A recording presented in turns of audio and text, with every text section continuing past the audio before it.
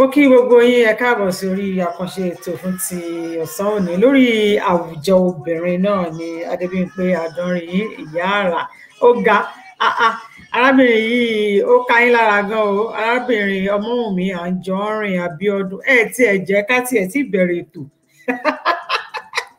ìyá wa ti jù sátẹ́gùn ohun tí a fẹ́ gbéyẹ̀wò lónìí ká má wulẹ̀ dènà pẹnu ká má gbára wa lákòókò òun náà ni ti àwọn nǹkan èlò oúnjẹ tó lóyìnbó ń pè ní food items foodstuffs pé báwo ni ládùúgbò tiyín ká fi ràn ara wa lọ́wọ́ náà ni èlò ní kóńgò rẹsì èlò ní kóńgò gàrí bó sì jẹ́ ìtẹ́ ń ra àpò náà ni ẹ jẹ́ ká mọ̀ bó ṣe bá dé ní kíákíá ni arábìnrin Ọmọ́wùnmí Àǹjọ́rìn Abíọ́dún ti sáré fi tiwọn síta àáká lẹ́yọ kọ̀ọ̀kan arábìnrin Ọmọ́wùnmí Àǹjọ́rìn wọ́n ní láti Ẹdẹ nípínlẹ̀ Ọ̀ṣun lákọ̀ọ́kọ́ náà ẹ ti jẹ ẹ̀bùn recharge card ẹlẹ́gbẹ̀rún kan nọ́mbà ìbánisọ̀rọ̀ yín ńkọ́ ṣe bá tẹ̀yẹn náà fún wa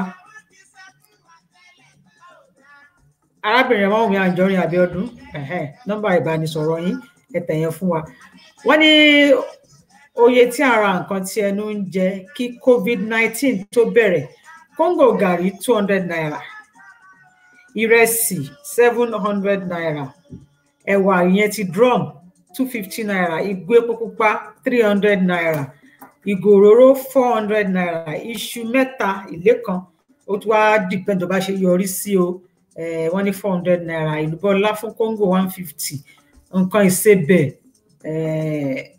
ìyẹn 110 sẹ̀mó 5 kg kí ni mo wò yìí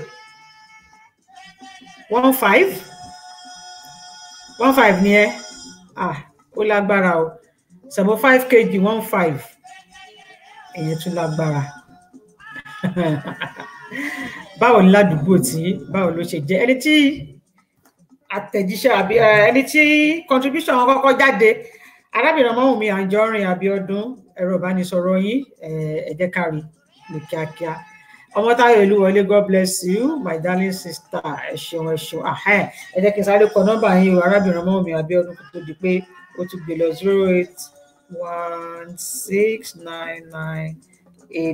08169984426 báwo ni ládùúgbò tí ṣe ń tẹ́ra kó tó di pé lockdown ẹnìkan tó ti wọlé a fi ń kọ́ra wa lẹ́kọ̀ọ́ a fi ń ran ara wa lọ́wọ́ nítorí ọ̀pọ̀lọpọ̀ ló máa ní báwo ló ṣe jẹ́ ládùúgbò tí àwọn arábìnrin Adébánjọ Victoria Adéjọ́npè ìrẹsì 800 naira ẹ̀wà 350 iṣu 500 òróró 450 ìgò epo 300 naira èlùbọ́ iṣu kóńgò 300 naira nọ́mbà ẹ̀rọ ìbánisọ̀rọ̀ yín kọ́ ó dẹni kejì bẹ́yẹn ó kéèyàn mẹ́ta Victoria Adébánjọ Adéjọ́npè nọ́mbà ẹ̀rọ ìbánisọ̀rọ̀ yín jẹ́ ká rí ní kíákíá arábìnrin Ọmọ́wùnmí Àǹjọ́rìn mo ti rí nọ́mbà yín mo ti kọ́ ó ti dẹni kejì ṣùgbọ́n a ṣe ń retí nọ́mbà ẹ̀rọ ìbánisọ̀rọ̀ màmá wa Victoria Adébánjọ ẹjọ́ kínní kan ni mo tẹ̀ kò bá ń tá a fẹ́ sọ mú o ṣùgbọ́n ara ẹ̀ náà ni bí gbogbo ó ti dá wọ́n ní láwọn ilé ìfowópamọ́ wa ní Nàìjíríà tẹ́ bá fẹ́ lọ gba owó ní bank bóyá èrò pọ̀ wọ́n láwọn kan ti ń gbé POS wá sínú bank ẹgbẹ́ ṣe tó tọ́ ni mi ní mind o ẹni tó bá lè bá wa sọ̀rọ̀ lórí ẹ̀ wọ́n náà ti ń gbé POS yẹn ẹ̀rọ tán fi ń gba owó yẹn wọ́n náà ti ń gbé wọ banks tó máa já owó lórí ẹ̀. Ìyẹn àwọn tó bá lówó dání wọ́n á gbé POS ẹ wá, tẹ́ bá lè dúró púpọ̀ ní báńkì, wọ́n á gbé POS wọ́n á gbé wá, tẹ́ bá fẹ́ gbẹgbẹ̀rún 5 wọ́n á fún yín ní owó yín, ṣùgbọ́n wọ́n náà máa ń charge nínú báńkì náà. Ẹ jọ̀ọ́, ṣé tòótọ́ ni ṣá? Àjọkẹ́ Ọmọlé, ẹ káàbọ̀ sórí ètò. Ẹ jẹ́ kí Àjọkẹ́ Ọmọlé, arábìnrin Adébánjọ Victoria Adéjọ ń pè mí tí rí nọ́mbà yín o, nọ́mbà ẹ̀rọ ìbánisọ̀rọ̀ yín mi ò tí ì rí, ẹ fi sórí ètò yìí. Bẹ́ẹ̀ ni arábìnrin Àjọkẹ́ Ọmọlé, ẹ̀yin ni ẹnì kẹta. Àjọkẹ́ Ọmọlé, wọ́n ní Àbújá abọ́ ráìsì COVID tó bẹ̀rẹ̀ 500, ìgbà COVID 750, ìyẹn nílé l'Àbújá ní seat of power. Abọ́ ẹ̀wà tẹ́lẹ̀ 300, ìsìn 350. Ìgbó epo pupa tẹ́lẹ̀ 300, 350 ní ìsìn. Gòróró tẹ́lẹ̀ 400, ìsìn 500. Èlùbọ́ funfun tẹ́lẹ̀ 200, ní ìsìn ti di 250. Èlùbọ́ dúdú tẹ́lẹ̀ 300, ní ìsìn 350. Mi ìgbọ́ yóò bá iṣu 5 tẹ́lẹ̀ 15, ṣùgbọ́n ní ìsìn 5000. Kábẹ́ṣu ká fi jẹun àbí ká fi gúnyán, ìyẹn tún lágbára. My sister Mọ́táyọ̀ Elúwọlé, ẹni rice 10 kilogram 10 pounds nìyẹn. Bẹ́ẹ̀ ni owó tọ̀dọ̀ yín lọ́nà lẹ́yìn ti fi ń ṣí. Princess Ọdúnladé Àníkẹ́, ẹni business dé nìyẹn. Ó wà lára yín, ó wà lára yín. Àjọkẹ́ Ọmọlé, nọ́mbà yín o, ẹ fi nọ́mbà yín síta. Victoria Adébánjọ Adéjọ ń pè, mi ò sì rí ẹ̀rọ ìbánisọ̀rọ̀ yín. Tẹ́ bá dẹ̀ tètè fi síta, tẹ́lómi bá tún wọlé láftà tí yín, ó ṣeéṣe kó jẹ́ pé ní ẹ la máa fún ní recharge card yín o. Bẹ́ẹ̀ ni ó ṣeéṣe kó jẹ́ ní ẹ la máa fún ní recharge card yín. Bó ní wọ́n ní banks wa láwọn ilé ìfowópamọ́ wa nílùú Nàìjíríà, wọ́n ní tẹ́ ẹ̀ bá lè tó, àwọn kan tún ti ń gbé POS wọlé. Ayọ̀bámi Ìbírú Òkè Àjọngbọ́lọ̀, Àkúrẹ́, epo pupa 300 naira per bottle. Èlò náà ń tà tẹ́lẹ̀. Ẹ̀kúnrẹ́rẹ́ la fẹ́, ẹ ṣe lẹ́kúnrẹ́rẹ́, mi ti fi sórí fọ́nrán o. Èlò náà ń tà tẹ́lẹ̀, kì í ṣe epo pupa nìkan. Ẹ fún wa láwọn nǹkan tí ó jẹ́ nǹkan tí ẹnu ń jẹ, kí àwọn èèyàn wa tó jóbìnrin bíi tiwa kán lè mọ bó ṣe ń lọ. Ẹ jọ̀ọ́, ẹ jẹ́ ká ṣe ní ẹ̀kúnrẹ́rẹ́. Princess Ọdúnladé, ẹ fẹ́ ṣòwò, èló ni 10 kg lọ́dọ̀ tí kì í ṣe $4 ní àbí? Ọlọ́run ṣàánú, ọlọ́ọ̀ba. Táwa ni kádálẹ́bí ń sìn náà, ṣáwọn tó ń kọjá wa ni àbáwọn ìyá lọ́jà. Ìgbà lockdown, ó dà pé wọ́n fún àwọn mọ́tò tí ó ń kó oúnjẹ nìkan láàyè láti wọnú àwọn ìlú lọ láti lọ distribute foodstuffs. Ṣọ́gbówó lé mọ́tò ni, àti pé ní ìbẹ̀rù pé nǹkan tó ṣẹlẹ̀ nìyẹn. Ta ni kádálẹ́bí, ṣáwọn tí wọ́n lọ ń rà ni àbáwọn tí wọ́n ń tún tà? Ìyẹn fáwọn alájàpá tí wọ́n kó wọlé, àbọ̀ tó ń gba tax lórí àwọn oúnjẹ wọ̀nyí lọ́wọ́ àwọn èèyàn ní ibi tó ti ń kó bọ̀. Ẹ jẹ́ kí a mọ èrò tiyín. Victoria Adébánjọ Adéjọ ń pè mí, ìtìrí nọ́mbà yín. Àjọkẹ́ Ọmọlé, mi ìtìrí nọ́mbà yín. Ẹ jẹ́ kí a wo bí gbogbo ẹ̀ bó ṣe ń lọ. Ẹ̀yin náà ṣe o. Rice 900, as in ó kù 100 naira kò pé 1000 ní Congo rice. Congo mélòó wá ni ẹ tí ó bá ní ẹbí púpọ̀, bí àwọn bíi 7 8 nínú ilé, báwo ni Congo kan ṣe máa tó wọ́n sè fún bí mélòó kan? Ayọ̀bámi Ìbírú Òkè Àjọngbọ́lọ̀, nọ́mbà yín dà?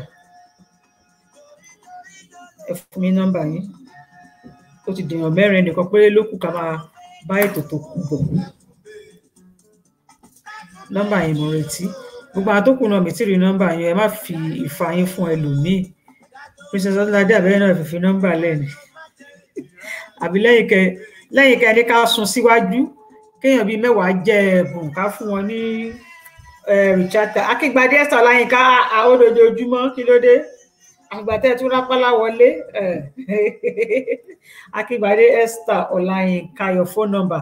Ẹ̀wà 350, rice 800, gàrí 300 naira. Ó lágbára o. Kọ́lọ̀ ọba kó gba orílẹ̀-èdè wa, kó gbà á là o. A ní ẹjọ́ táwa ní ẹ̀bí ta ni gbogbo eléyìí. Kí ló dé tí oúnjẹ wọn tó yìí? Rice especially. Ìgbà tí wọ́n tiẹ̀ ní ká máa jẹ rice tiwantiwa. Èló ni rice tiwantiwa yẹn àti pé ṣó wà dáadáa, báwo ló ṣe jẹ́? Rice tiwantiwa ṣẹ́yìn ti rà ọ̀fadà, ṣó wà òkè? Gbàtẹ́ ṣe báwo ló ṣe rí? Mo fẹ́ gbọ́ èrò àwọn èèyàn nípa rice tiwantiwa. Cyrus Abímbọ́lá ọ̀nà fowókàn mama papa wọ́n ní gbogbo nǹkan oúnjẹ ló ti gbówó lórí gidigidi, bẹ́ẹ̀ náà ni. Ok, Ayọ̀bámi Ìgbòròkè Àjọǹgbọ́lọ̀, nọ́mbà yín 065362925. God bless you. Mo ti rí nọ́mbà yín. Mo ti rí. Cyrus Abímbọ́lá ọ̀nà fowókàn yẹn náà ẹ ṣeun. Ṣé ẹ ti ra rice, local rice yẹn rí? Tẹ́ bá ti rà, báwo ló ṣe rí? Ẹ jẹ́ ká mọ ìròyìn lórí ẹ̀. Ṣé ẹ recommend ẹ̀ fáwọn èèyàn náà? Ṣé ẹ recommend ẹ̀? Báwo ló ṣe rí?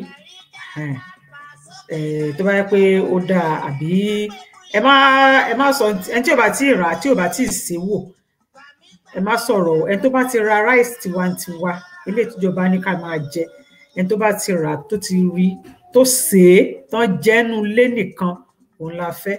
Àfẹn tí ò tí ì jẹ́rí o. Tẹ́ bá ti jẹ rice rẹ jẹ́ ká mọ̀, ẹ sọ fáwọn èèyàn bó ṣe rí. Ẹ lè sọ bí tán ṣe lè ríra gan, ilé tó bá dáa tí kì í ṣe ilé tí òkúta pọ̀ ń bẹ̀.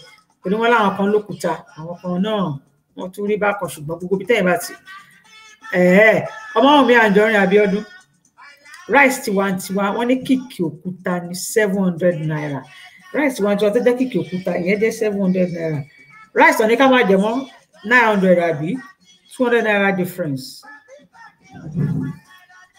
Kí wá ní ìmọ̀ràn yín fún ìjọba ń gbà yẹn? Ọmọ́wùnmí Àjọrin Abíọ́dún, kí ni ìmọ̀ràn yín? Bẹ́ẹ̀ ni,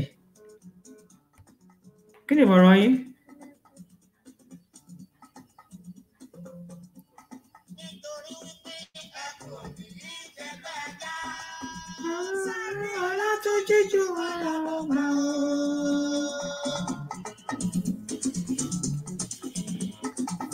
Ó dà pé arábìnrin Ọmọ́wùnmí Àjọrin àti Ayọ̀bámi Ìgbòròkè Àjọǹgbọ́lọ̀ àwọn nìkan ni a sì máa fún ní recharge card. Ó dà pé ẹ̀rọ olómi yẹ́lò àwa kìlò Kóńgò ní ìlú Ìkòròdú, ike ọ̀dà la máa ń lò. Lóòótọ́ Cyrus Abímbọ́lá ọ̀nà fowókàn, rice tiwantiwa 22,000. Ṣé ike ọ̀dà nìyẹn? Ike ọ̀dà ní 22,000. Mélòó wá lèèyàn fi ń jẹ yẹn o? Ṣé ike ọ̀dà tó kí náà pè? Ṣó tó àpò rice di normal àpò rice?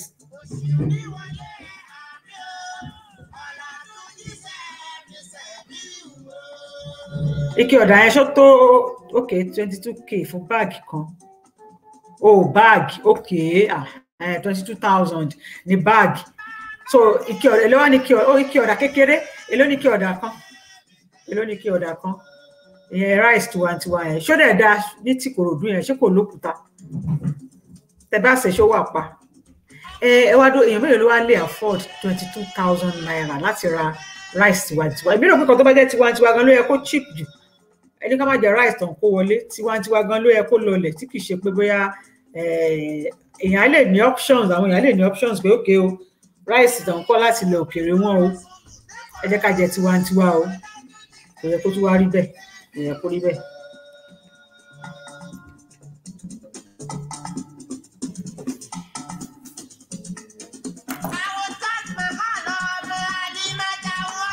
Ìgbìmọ̀ rice yàtọ̀ sí Nigerian rice. Ìgbìmọ̀ rice yẹn báwo ni, kí ni ìyàtọ̀ ẹ̀? Àjọǹgbọ́lọ̀ ẹ jẹ́ ká mọ̀, ẹ sọ fún wa kí ni ìyàtọ̀ ẹ̀ fáwọn tí ò bá dá mọ̀. Nigerian rice yẹn báwo ló ń ṣe rí? Kúnlé Ìlọrí Diamond, ẹ kúṣẹ́ mami. Yes, Nigerian rice makes sense. Ó wà manageable as in what sense? Kúnlé, ṣé òkúta ẹ̀ pọ̀ wà okay àbí báwo ni? Okay, Cyrus Abímbọ́lá ọ̀nà fowókàn àwọn náà ni ó wà manageable. Tẹ́wá tí ló wà manageable, ṣùgbọ́n owó ẹ̀ price ẹ̀ ń kọ́ compared to foreign rice. Kí ni ìmọ̀ràn yín? Kí lẹ fi ìpò gọ́ọ̀mẹ̀ntì lè ṣe lórí ti local rice yẹn? Okay, yeah. Ọmọ́wùmí Anjorin Abíọ́dún lórí rice tiwantiwa kí ìjọba fún àwọn àgbẹ̀ lówó láti repackage dáadáa. Okay, ìjọba náà dẹ̀ ń gbọ́ báyìí, ìjọba ń gbọ́. tó bá fún wọn lówó kó fi repackage dáadáa yẹn náà tún make sense. dà pé ọ̀rọ̀ lẹ́sọ̀ o wá ké sí gbogbo ìjọba náà àti ìjọba àpapọ̀, wọ́n ní kẹ́ fún àwọn àgbẹ̀ lówó láti repackage dáadáa ẹ̀yẹn ti local rice yẹn. ṣùgbọ́n ṣé foreign rice ṣì pọ̀ dáadáa ní orí igbá nígboro? Ṣáídà tàbí Bọ́lá Ọ̀nàfọ́kàn, ṣé foreign rice ṣì pọ̀ dáadáa nígboro?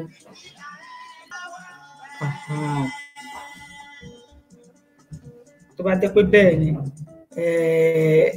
gbogbo jákèjádò ìpínlẹ̀ Ìlọrin Diamond jákèjádò àgbáyé lèèyàn ti máa ní choice. Irú ìlú tá a wà yìí, ọ̀fadà wà, oríṣiríṣi rice ló wà, tó bá wù ẹ́ ló máa rà. Ìjọba ọ̀dẹ̀ ní pé ká má gbé kankan wọlé, everybody ń jẹ ilé tó bá fẹ́, ó pọ̀, tó bá dé store wá ra èyí tó bá like, èyí tó bá yàn láàyò ló máa gbé. O lè gbé ọ̀fadà, ìfẹ́ máa dárúkọ, àwọn kan wà ní pálí, àwọn kan wà ní wọ́n package sínú nylon. Ìlọrin ní kò ní òkúta rárá, ṣùgbọ́n kò white bíi ti foreign, kò lè white bíi ti foreign. Ọ̀fadà wa náà white bíi ti foreign. Ọ̀fadà wa wà òkè fún ibi tí ó bá jẹ́ pé bóyá wọ́n ti ṣe dáadáa. Òun náà ni arábìnrin yẹn sọ lẹ́ẹ̀kan, wọ́n ní káwọn ìjọba kí wọ́n fáwọn èèyàn lówó láti make sure pé àwọn àgbẹ̀ lówó láti make sure pé wọ́n package dáadáa. Tó máa package dáadáa, ẹ rí i pé gbogbo nǹkan tí à ń sọ yìí ẹni ló máa bá dé, torí pé kí ni, tó bá package rice dáadáa tí ò lókùtà púpọ̀, tí gbogbo ẹ̀ wà òkè, àní máa ráhùn. Nọ́mbà yín alábìnrin Victoria Adébánjọ Adéjọ ń pè tó ń lọ wẹ́rẹ́wẹ́rẹ́ o, Àjọkẹ́ Ọmọlèmi ò rí nọ́mbà yín o. Ó yí wa dáadáa, ṣùgbọ́n wọ́n ń jí ta, wọ́n jí foreign rice ta ní ìjọba gbọ́dọ̀ mọ̀. Lóòótọ́ ó lágbára o. Tó bá yẹ pé wọ́n ń jí ta ni kò yẹ kó rí bẹ́ẹ̀.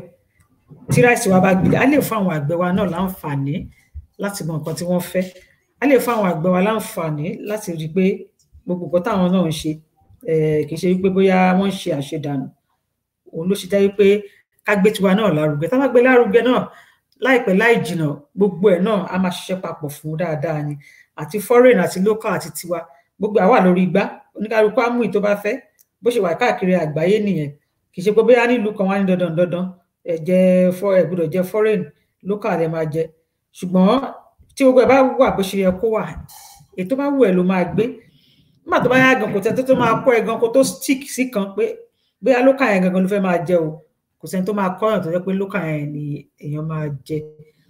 Ayọ̀bámi nílùú Àkúrẹ́ báyìí foreign rice pọ̀ 27,000. Nǹkan tí mo sọ náà nìyẹn. Kò yẹ kí foreign rice jẹ́ 27,000 kí ti Nàìjíríà wá jẹ́ 22.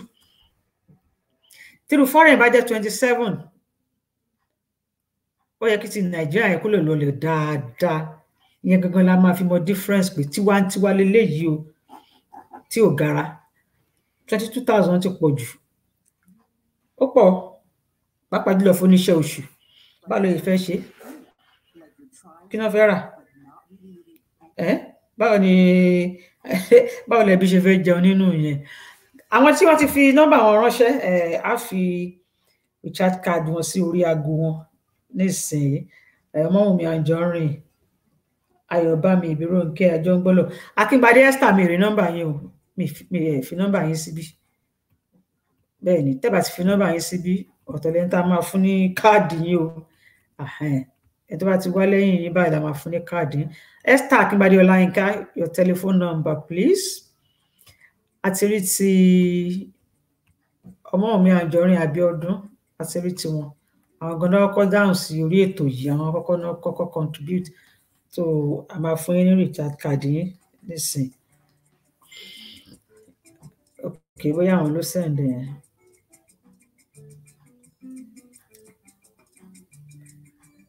Kí tiwa jẹ́ Mojíbọ́lá Ọdẹ́yàlé, wọ́n ní tí tiwantiwa bá lè jẹ 10,000. Ó sì dáa, tí tiwantiwa bá jẹ́ 10,000, rí i pé apá sì máa ká yẹn díẹ̀. Apá sì máa ká. Ṣùgbọ́n kò yẹ kí tiwantiwa jẹ́ 22,000. kí ti ilẹ̀ òkèèrè jẹ́ 27 kò yẹ kó rí bẹ́ẹ̀ yẹn, kò yẹ kó rí bẹ́ẹ̀ yẹn rárá. Ọlá àṣàánú wa o. So arábìnrin Ọmọ́wùmí Anjorin, ó dà pé ojúlà aláwọ̀ yẹ́lò ní nọ́mbà yín. Tẹ́ bá dẹ̀ ti rí, ẹ jọ̀ọ́ ẹ jẹ́ ká mọ̀, ẹ sọ fún wa pé ẹ ti rí o. So àwọn tí ó kùnà wa lè mọ̀ pé 0816 99 84426. Okay.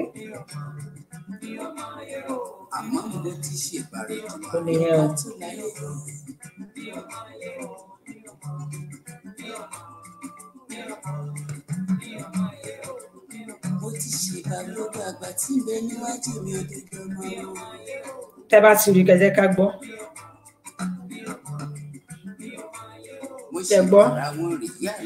Ọlátúndé Fọláṣadé Ọmọjàre, àwọn èèyàn mi nìyẹn. Bàbá mi ń kọ́ o, ẹ ṣeun àdúpẹ́. Ayọ̀bámi Ìbírónkẹ́ Ajóńgbọ́lọ̀, nọ́mbà yín 0706 536 2925. Tẹ́yìn náà bá ti rí, ẹ jẹ́ kí n mọ̀, ká lè fi gidi náà bẹ̀rẹ̀ pé àwọn dẹ̀ máa dùn mí o tí Akínbádé Esther Ọláyínká, Àjọkẹ́ Ọmọlé, Victoria Adébánjọ Adéjọ ń pè tẹ́ bá fi nọ́mbà yín síbí. Ẹ má fi sínú inbox o, ibí náà ni o. Àbínú inbox lẹ fi sí ni. So Ajóńgbọ́lọ̀ 0706 536 2925. 536 2925. Okay. Tẹ́ẹ̀ náà bá rí ẹ jẹ́ ká mọ̀ tí network ẹ má dẹ̀ ṣe bákan. Àní wọ́n lọ para wọn pọ̀rọ̀ jàre o.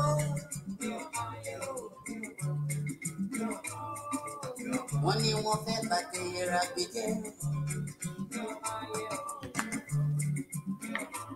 Wọ́n ṣèṣì wọ́n lọ kìí. Mo fẹ́ kẹ́ mọ̀ wípé àwọn ara wa là ní ara wa lára. COVID-19 dé, àwọn ọlọ́jà oúnjẹ fi owó kún gbogbo ẹ̀. Ẹjọ́ atọ́kùn wa ṣé ẹjọ́ ìjọba nìyẹn náà, nítorí pé a gbọ́ wípé kó lọ́lẹ̀ kó dowó ni wọ́n ń ta nǹkan oúnjẹ nílùú òyìnbó. Ẹ gbọ́ wípé ẹ̀yin náà ti wá ẹ ti wà ń bí dáadáa. Cyrus Agboola ọ̀nà owó kankan pé ẹ gbọ́ wípé ajá ọ̀rọ̀ àbí náà ní kẹtù tó sáyé bẹ ilé wò ẹ̀dẹ̀ tún ti padà bọ̀.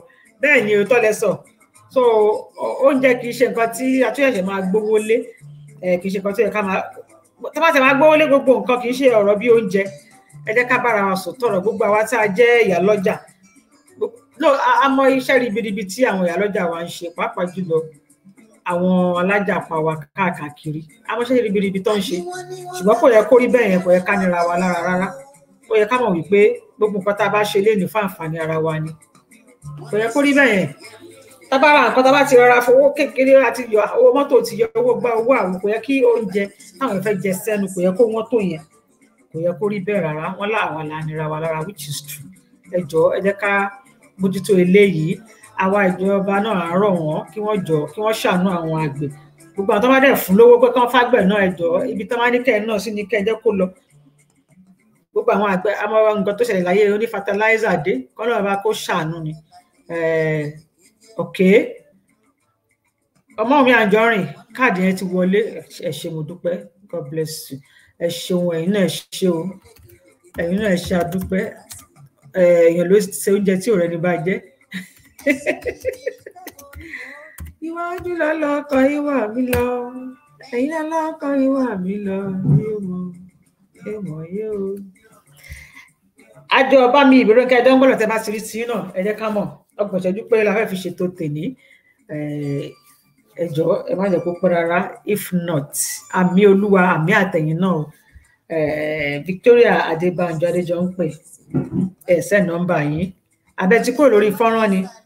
Àjọkẹ́ Ọmọlé, ẹ̀sẹ̀ nọ́mbà yín. Akínbádé Esther Ọláyínká, ẹ̀sẹ̀ nọ́mbà yín. ẹ jẹ́ ká rí nọ́mbà yín àbí ẹ fẹ́ ni ṣé ká fẹ́ lòmíì ní pápápá a máa fẹ́ lòmíì nísìnyí o ẹ jọ̀ọ́ ẹ jẹ́ ká ṣe bẹ́ẹ̀. mo sọ lẹ́ẹ̀kan mo ní àwọn èèyàn wọ́n ní báǹkì wa nílé tẹ́ bá fẹ́ lọ gba owó ní DATM àbí ẹ fẹ́ wọ inú báǹkì láti ṣe transaction àwọn kan ti ń gbé POS wá ń sìn tó ń lò ẹgbẹ́ ṣètò ìtọ́ ni tẹ́ bá tí experience ẹ̀ rí ẹ má sọ̀rọ̀ ẹni tó àkínfẹ́ nǹkan tí àbá ṣùọ̀ lórí ètò ìtọ́pẹ́yìn ti experience ẹ̀ rí Ayọ̀bámi Ìbírúnkẹ́ Adébọ́lá ẹ̀yìn náà ṣe wọn láwọn náà ti rí káàdì wọn àdúpẹ́ púpọ̀ so àwọn èèyàn mẹ́ta Victoria Adébáyọ̀ Adéjọ́npé Àjọkẹ́ Ọmọlé Akínbádé Esther Ọláyínká tábà ti rí ó kù bí ìṣẹ́jú mẹ́ta tá a máa fi kúrò lórí ètò tábà ti rí nọ́mbà yín going nínú o ṣe àpé kò ṣe mú dúró àfẹ́ lómi ni o àfẹ́ lómi àfún àwọn tí wọ́n tún kọ́mẹ̀ntì lẹ́yìn yín tí kì í dá wọn ló jẹ́ àfún wọn ẹkùn àwọn tó kọ́mẹ̀ntì lẹ́yìn yín náà ìyẹn tàbá rí nọ́mbà yín kẹfí síta torí àròjọ àwọn mọ́sọ̀lókùn akànwá ṣe fàájì ní ọmọ táyà ìlú wọlé àfà èló ni Congo rice lọ́dọ̀ tí ó ga òkọ́ náà ṣàánú.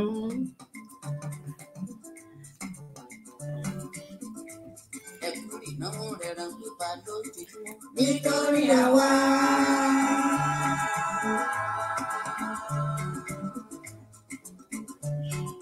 lọ́jọ́ ìsinmi tó ń bọ̀ lágbára Ọlọ́run kábíyèsí Ọ̀ràngún-Òkèlà ọba Adédọ̀kun Ọmọní Ìyá Bọ́lárin àwọn ní àlejò wa pàtàkì lórí Facebook live kì í ṣe lórí Àwùjọ Obìnrin lórí Facebook live ni tí a máa bá bàbá sọ̀rọ̀ lórí ipa tí ẹ̀kọ́ òde òní tó kọ́ lórí àṣà àti ìhùwàsí ọmọlúàbí nílẹ̀ Yorùbá ipa tí ẹ̀kọ́ ìgbàlódé yẹn Western education tó kọ́ lórí àṣà wa àti ìhùwàsí ọmọlúàbí nílẹ̀ Yorùbá òun ni a máa sọ lọ́jọ́ ìsinmi Sunday tó ń bọ̀ 3 p.m. Nigerian time lẹ́yìn aago 3 lọ́sàn-án Ọdẹ́yẹlé Mojíbọ́lá àwọn aláwọn tó jẹ káàdì ó yẹ fún mi nọ́mbà yẹn Ọdẹ́yẹlé Mojíbọ́lá kò sí bó ṣe fẹ́ jẹ́ o arábìnrin Saidat Abímbọ́lá àwọn afowókan ẹ fún wa nọ́mbà yín náà torí àrà wọn tí a ní kí wọ́n fún wa nọ́mbà wọn bóyá lọ́jọ́ mi ọjọ́ rẹ̀ wọ́n máa jẹ́ ẹ fún wa nọ́mbà yẹn ká fẹ̀yìn ní káàdì náà máa fẹ́ gbé padà lọ́sùn. Nílé aláwo òdìlé oníṣègùn gbogbo ọ̀rọ̀ wa ò ẹ má wọlé sáré bá.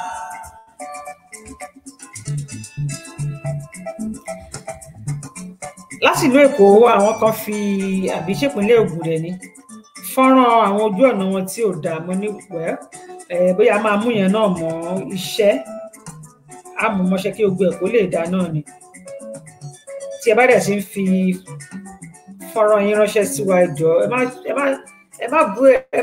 má búyàn síbẹ̀ ẹ má bújọba o ẹ bá fẹ́ gba nǹkan lọ́wọ́ Akínbádé Esther bọ́lá wa lọ ìyá ẹ má bínú Akínbádé Esther ti fi nọ́mbà wọn sílẹ̀ o 009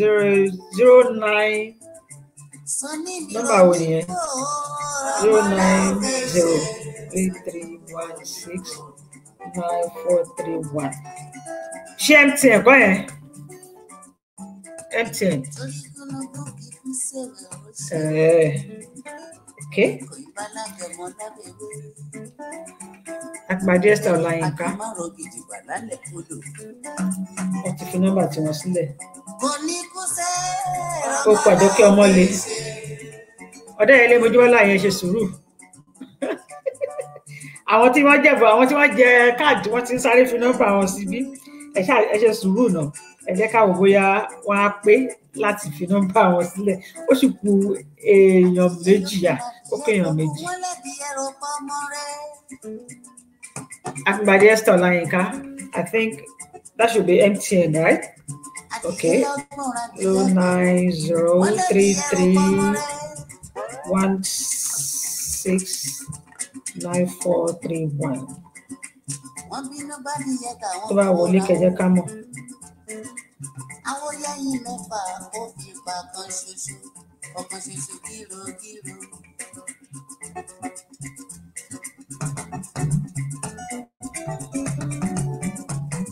Tó bá wọlé kẹjẹ ká gbọ́. ṣoṣo rẹ̀ ní ṣe gbọ́.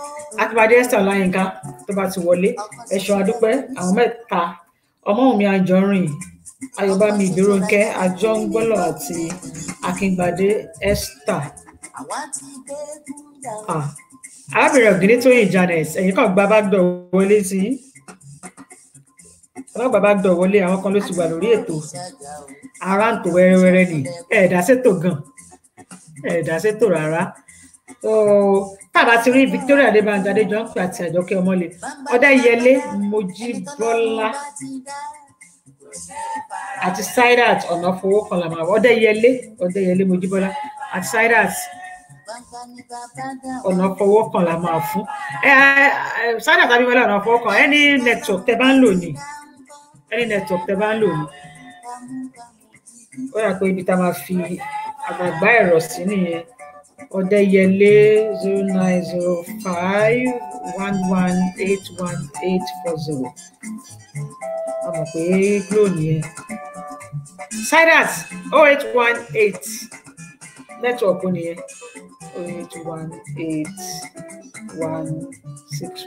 0818161337 network nìyẹn.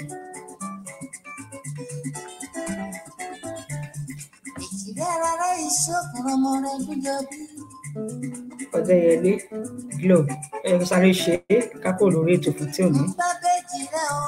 Inú mi á dùn ó.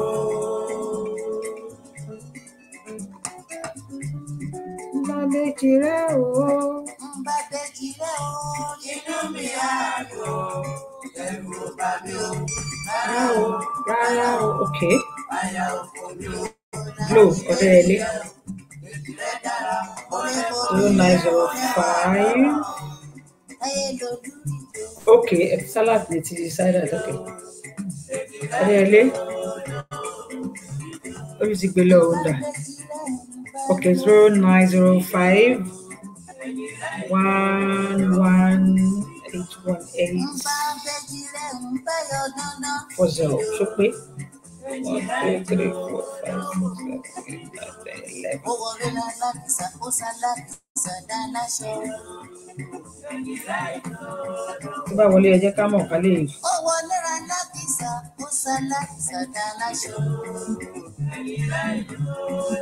Ká lè kúrò lórí ẹ̀.